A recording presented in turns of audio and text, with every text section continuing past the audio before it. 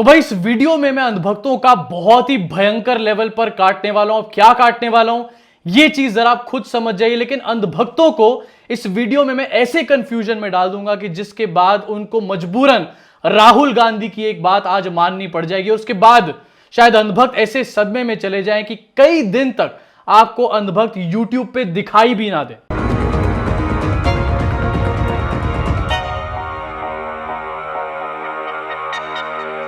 दोस्तों स्वागत है आप सब लोगों का इस चैनल के एक और नए वीडियो में, उस सेगमेंट में जिसका नाम है भक्तोलॉजी, अंधभक्तों की शाखा, अंधभक्तों का हॉल ऑफ शेम, अंधभक्तों की पेरेंट टीचर मीटिंग। वो पेरेंट टीचर मीटिंग जहां पर जिस तरीके से एक स्टूडेंट को खड़े करके सारे टीचर जलील करने का काम करते हैं, उसी तरीके से यहां पर भी हम अंधभक्तों को बीच में खड़ा करके और मिल करके जलील करने का काम करते हैं। क्या अभी तक अंधभक्तों पे कमेंट नहीं करा तो जल्दी से कमेंट कर दो। मैं बढ़ता हूं अपने पहले खबर की तरफ। आपकी स्क्रीन के ऊपर पहली खबर, बैंक के बाद आज से हड़ताल पर बीमा कंपनी के कर्मचारी, एफडीआई और निजीकरण का कर रहे हैं विरोध। तो भाई 2 दिन की बैंक की हड़ताल और किस तरीके से बड़े बड़े बैंक के कर्मचारी, बड़े बड़े संगठन, सब लोग सड़कों पर निकल आए। मैंने अंधभक्तों से सवाल पूछा जिसका कि जवाब अभी तक मुझे मिला नहीं है कि भाई अंधभक्तों ये बताओ कि क्या ये बैंक वाले लोग जो हैं ये भी बिरयानी खाने आए हैं, या फिर ये भी 500 रुपए वाली भीड़ है, या फिर ये भी पाकिस्तानी या खालिस्तानी है। इस चीज को जरा बताने का काम करो। इस बात का कोई जवाब नहीं मिला था, लेकिन एक और नई हड़ताल शुरू हो चुकी है। ये हड़ताल है बीमा कंपनियों की हड़ताल। आज से शुरू हुई और कल ये हड़ताल खत्म होगी। 2 दिन की हड़ताल जिसमें एलआईसी जैसी बड़ी बड़ी कंपनियां भी शामिल हैं और उनके जो कर्मचारी हैं वो ये कह रहे हैं कि एफडीआई और निजीकरण से उनकी जॉब्स पर एक बहुत ही बड़ा खतरा मंडरा रहा है।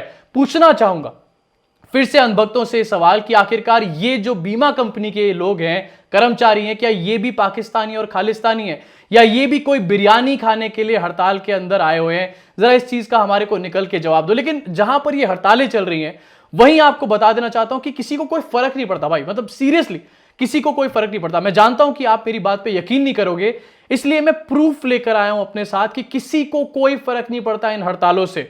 मैं पिछले 24 घंटे से गोदी मीडिया के महाटटपूंजीय चैनलों को एनालाइज करने का काम कर रहा हूं। 2 दिन से बैंक की स्ट्राइक चल रही है।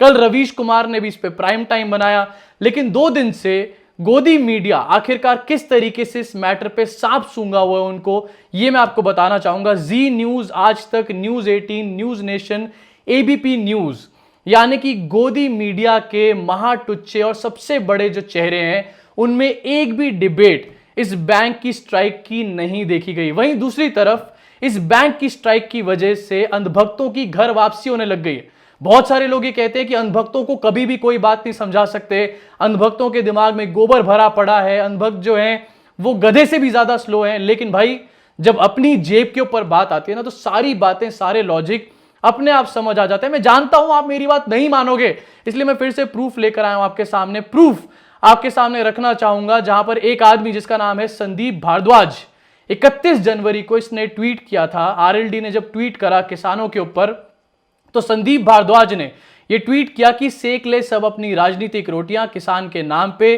कितनी पकी हैं ये तो यूपी 2022 के विधानसभा चुनाव में ही पता चलेगा। यानी कि यह आदमी अपने ट्वीट से ही पता चलता है कि कट्टर अंधभक्त है, किसानों को भी कटघरे में खड़ा करने का काम कर रहा है। लेकिन जब इसकी अपनी जेब के ऊपर आई तो जरा देखिए इसका कल का एक ट्वीट।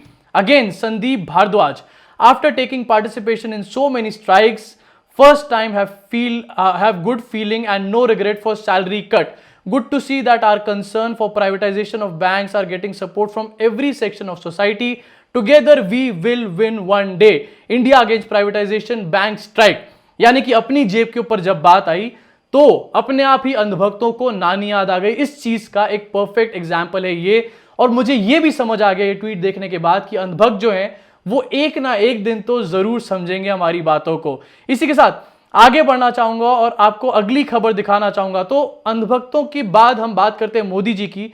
अब मोदी जी की जब बात होती है तो मोदी जी के झूठों की भी बात होती है। अब प्लीज ये मत कहना कि मोदी जी झूठ नहीं बोलते, क्योंकि हर दूसरे दिन मैं एक वीडियो बनाता हूं और बताता हूं कि किस तरीके से मोदी जी झूठ बोलने का काम कर रहे हैं। और कल की वीडियो में तो मैंने ये भी बताया आपको कि मोदी जी ने झूठ को अखबार में छपा दिया भाई साहब बकायदा। तो ये मत बोलना कि मोदी जी झूठ नहीं बोलते। मोदी जी के लेकिन कितने झूठ होंगे? 1 2 10 20 शायद एक लिस्ट बन जाएगी, एक पेज भर जाएगा, आप 2 पेज भर देंगे, लेकिन नहीं, मोदी जी के झूठों से एक महिला ने पूरी किताब लिख दी है। और ये किताब सिर्फ ऐसी हवा हवाई नहीं लिखी है, झूठों के ऊपर उनके तर्क दिए गए हैं, उनके एग्जाम्पल्स दिए गए हैं और सच बात को भी लिखा गया है। जरा सुनिए इस वीडियो में कि आखिरकार किस तरीके से किताब लिख दी है इस महिला ने मोदी के झूठों के ऊपर। इतनी बढ़िया इन्फॉर्मेशन आ गई है। अभी तक जैसे व्हाट्सएप पे कुछ इन्फॉर्मेशन आती थी कि मोदी ने जो ये कहा ये झूठ है, तो हम लोग विश्वास नहीं कर पाते थे कि पता नहीं कितना सच है, हो सकता है कोई दुश्मनी में बोल रहा है। लेकिन इसमें तो ब्लैक एंड व्हाइट में फैक्ट्स आए हैं। अब इसको नकारने के लिए मोदी जी क्या करेंगे, ये मोदी जी को अब सोचना पड़ेगा। सबसे बड़ी बात यह है कि उन्होंने बड़ी जो उम्मीदें बना दी थी जनता की कि वो जनता के लिए सच में काम कर रहे हैं, और कुछ पॉलिटिकल पार्टीज उनके विरोधी हैं। वो जो एक गलत भावना उन्होंने डाली, धारणा डाल दी थी लोगों के मन में, वो खत्म हो जाएगी। इस बुक को एक पन्ना भी अगर कोई पढ़ लेगा तो उसको समझ में आ जाएगा कि मोदी जी कितना ज्यादा झूठ बोल रहे हैं, धोखा दे रहे हैं जनता को, और कितना ज्यादा वो जनता के लिए हितकारी हैं। उनको तो तुरंत खत्म किया जाना चाहिए। और ये मैं एक साधारण जनता की तरह बोल रही हूँ, एक वोटर की तरह। हम लोगों के ऊपर तो उनकी ये धारणा थी कि वो बहुत महान व्यक्ति हैं, लोग उनके दुश्मन बने हुए हैं, सब लोग उनके पीछे पड़े हुए हैं, इसलिए लोग उनको गलत कह रहे हैं। वो तो बेचारे अंदर से बहुत काम कर रहे हैं। हम लोगों से यही कहा जाता था, अरे अंदर अंदर बड़ी सारी योजनाएं चल रही हैं, उन पर बहुत काम हो रहा है। इसमें असलियत खुल के आ गई है महिलाओं के लिए। वो जब आए थे पहली बार, झूठ बोलो झूठ बोलो झूठ बोलो। सोचिए एक बार, अंधभक्त आज भी ये कहते हैं कि मोदी ने हमारे देश का नाम पूरे वर्ल्ड में रोशन कर दिया, लेकिन वहीं दूसरी तरफ मोदी के झूठों के ऊपर किताब लिखी जा रही है। जब ये किताब पूरे दुनिया के लोग देखेंगे तो हमारे देश का नाम रोशन होगा या नीचे गिरेगा, इस चीज को जरा अपने दिमाग में थोड़ा सा खुद ही कैलकुलेट कर लीजिए। अब मैं अगली खबर की तरफ बढ़ना चाहूंगा, और अगर ये खबर पढ़ते पढ़ते मुझे हंसी आ जाए तो प्लीज आप मुझे माफ कर देना, क्योंकि जब मैंने आज सुबह खबर पढ़ी थी तो मेरी हालत ऐसी हो गई थी कि मैं हंस हंस के जमीन पे गिर गया, मेरी आंखों से आंसू आने लग गए, ऐसी मेरी हालत होने लग गई थी। तो एक खबर आपकी स्क्रीन के ऊपर, BJP Nirupam Mukherjee attempt suicide on railway tracks fearing Locket Chatterjee will give ticket to mafia from Saptagram. जरा सोचिए कि बीजेपी के जो छुड़भइये नेता हैं, वो बीजेपी के जो बड़े लीडर्स हैं, उनके खिलाफ किस तरीके से इस टाइम पर विद्रोह करते हुए नजर आ रहे हैं। और विद्रोह से जब बात नहीं बन रही तो आत्महत्या करने तक की कोशिश करी जा रही है। लॉकेट चैटर्जी जो कि बीजेपी के एक बड़ी नेता हैं, उनको भी साथ ही साथ इस न्यूज ने एक्सपोज करके रख दिया है। लॉकेट चैटर्जी के एक अपने ही सपोर्टर आत्महत्या करने आगे जा रहे हैं। क्यों? क्योंकि उनको डर है इस चीज का कि शायद लॉकेट चैटर्जी सप्ताग्राम की सीट से किसी माफिया को टिकट दे देंगी। मुझे इस बात के बाद सबसे पहले पता है किसकी याद आई? अर्नब गोस्वामी की। वो आदमी जो आत्महत्या के खिलाफ इतनी बड़ी बड़ी बातें बोलता था, एक बड़े बड़े कैंपेन चला रहा था, वो आज की डेट में बीजेपी के लीडर्स को बचाने क्यों नहीं सामने आ रहा? अब मैं बढ़ना चाहूंगा आगे और अंधभक्तों को कंफ्यूजन में डालना चाहूंगा। आपके सामने सबसे पहले, अंधभक्तों ध्यान से देखना, तुम्हारे सामने सबसे पहले तुम्हारी स्क्रीन के ऊपर राहुल गांधी का एक स्टेटमेंट पेश करना चाहता हूं।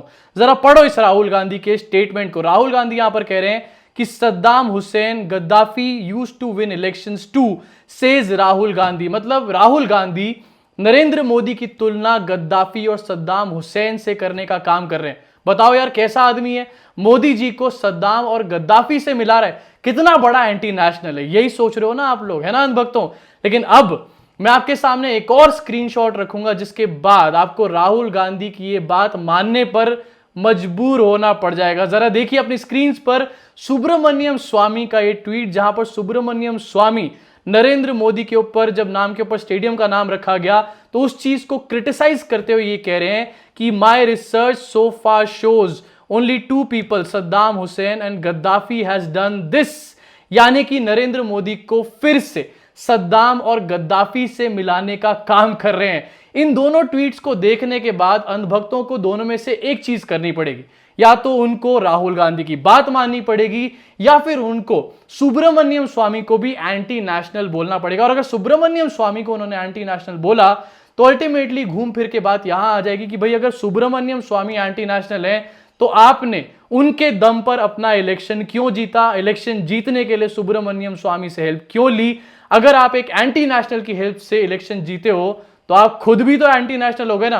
तो इन दोनों बातों में से एक बात मान लो अंधभक्तों और अपनी बेइज्जती कराने को तैयार हो जाओ। जब सुब्रमण्यम स्वामी की बात आ ही गई है तो अंधभक्तों के मुंह पर एक और करारा तमाचा भी लगा दिया जाए। सुब्रमण्यम स्वामी ने आज फिर से एक ट्वीट करा है जहां पर उन्होंने मोदी को घेरने का काम किया है, मोदी की पॉलिसीज को घेरने का काम किया है और मोदी की हिपोक्रेसी को उजागर करके सबके सामने लेकर आए हैं। सुब्रमण्यम स्वामी का ट्वीट आपकी स्क्रीन के ऊपर, Modi is renormalising relations with China on silly gestures from China, Chinese trade is being normalized and President Xi will be our guest soon.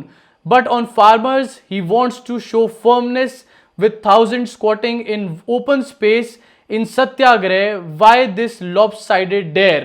यानी कि मोदी से साफ साफ ये पूछ रहे सुब्रमण्यम स्वामी कि जब आप एक तरफ हमारे देश के किसानों के साथ ऐसी फर्मनेस शो कर रहे हो, ऐसा स्टबन बिहेवियर शो कर रहे हो, तो दूसरी तरफ आप चाइना के साथ ऐसा बिहेवियर शो क्यों नहीं कर रहे?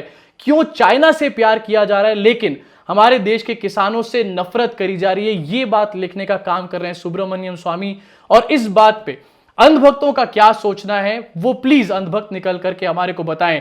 क्या सुब्रमण्यम स्वामी, जैसा कि मैंने पूछा, कि एंटी नेशनल है या फिर सुब्रमण्यम स्वामी की इस बात से वो इत्तेफाक रखते हैं, पूरी तरीके से अग्री करते हैं? तो भाई आज की वीडियो में अंधभक्तों की बहुत भयंकर वाट लगा ली और जैसा कि मैंने बताया था कि अंधभक्तों का बहुत बुरा वाला काटने वाला हूं, तो वो कट चुका होगा अभी तक।